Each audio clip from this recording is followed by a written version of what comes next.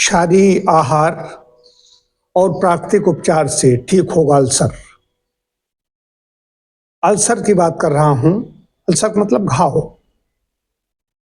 जैसे हमारे ऊपर स्किन के ऊपर त्वचा में कहीं पर भी शरीर में ऊपर हमारे फोड़े फुंसियां है, कोई घाव हो जाता है, चोट लग जाती है, ठीक वैसे ही हमारे शरीर के अंदर घाव हो जाता है। तो बात अल्सर की हो रही है, तो अल्सर में पाकस्थली का घाव, स्टमक में अल्सर होता है जिसे गैस्ट्रिक अल्सर कहते हैं, उसकी बात कर रहा हूँ। और ड्यूडनल में हो जाता है, ड्यूडनल अल्सर होता है, उसकी बात कर रहा हूँ।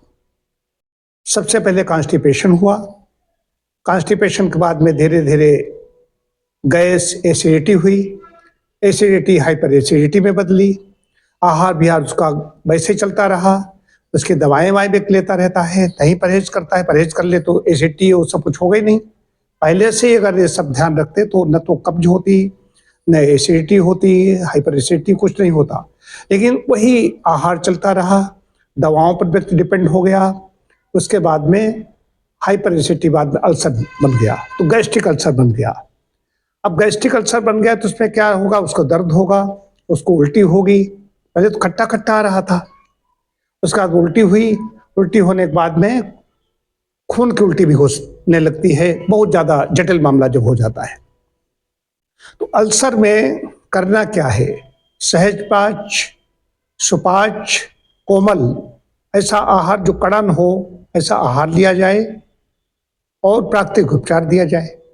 आहार में नींबू को छोड़कर जितने भी खट्टे फल हैं सब बंद कर दिए जाएंगे।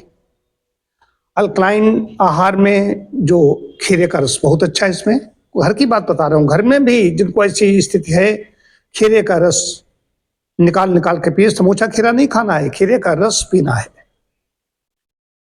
बाकी जितनी सब्जियां हैं, लौकी, परवल, तुरई, इस तरह की सब्जियां उबली हुई, इनका सेवन कर सकते हैं। अब उसमें कैसी कंडीशन क्या है? उल्टी हो रही है, खून की उल्टी हो रही है, कभी हो जाती है कभी नहीं होती, ऐसी है, ये तो चिकित्सक तय करेगा। लेकिन मुख्य चीज बता रहा हूँ, क्षारीय आहार का मतलब यह है कि फल जो खट्टे नहीं हैं वो फल, और उबली हुई सब्जियां जो सुपाच्य, लौकी जैसी, जो अंदर जाकर के चुपचाप निकल जाए, जो मलहम का काम करें अंदर जाकर के। दर्द क्यों होता है? जब जख्म खुल जाता है, जो गैस्ट्रिक जूस निकलता है वो क्या करता है?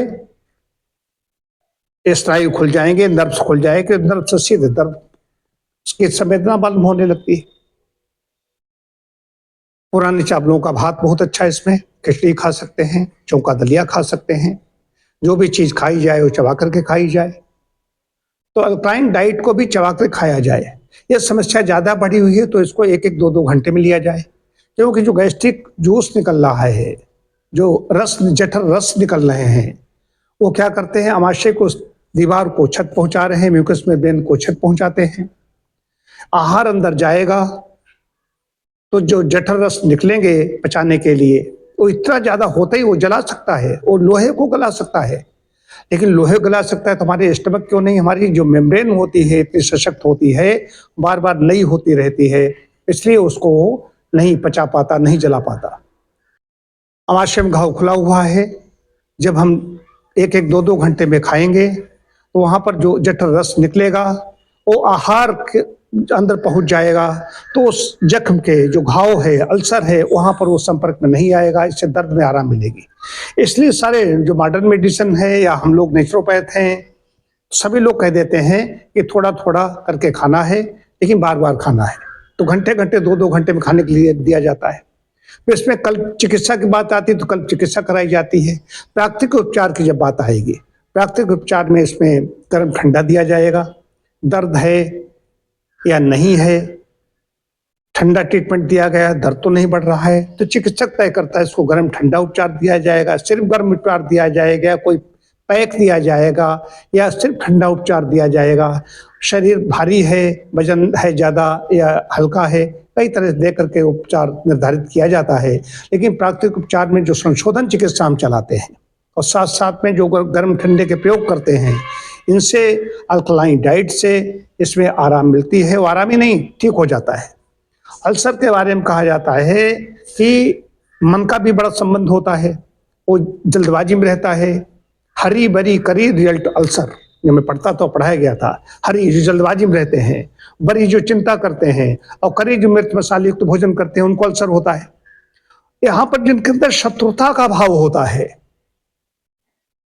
शत्रुता का भाव होना, अंदर से शत्रुता माने बैठे हुए हैं, उनको ये परेशानी ज्यादा होती है।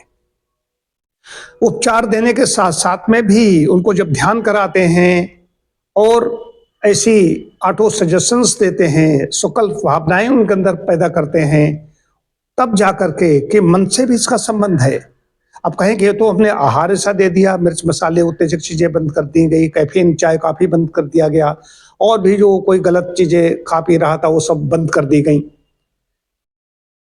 और नींबू की बात बता दें, कई लोग ऐतराज करते हैं नींबू तो एसिडिक होता है, खट्टा। नींबू खाली अगर नींबू का रस दिया जाएगा तो परेशान करेगा। नींबू पानी दिया जा रहा है, इसलिए सुबह सुबह दिया गया है, भोजन के साथ नहीं देते हम, तो सुबह सुबह इसमें नींबू पानी देंगे।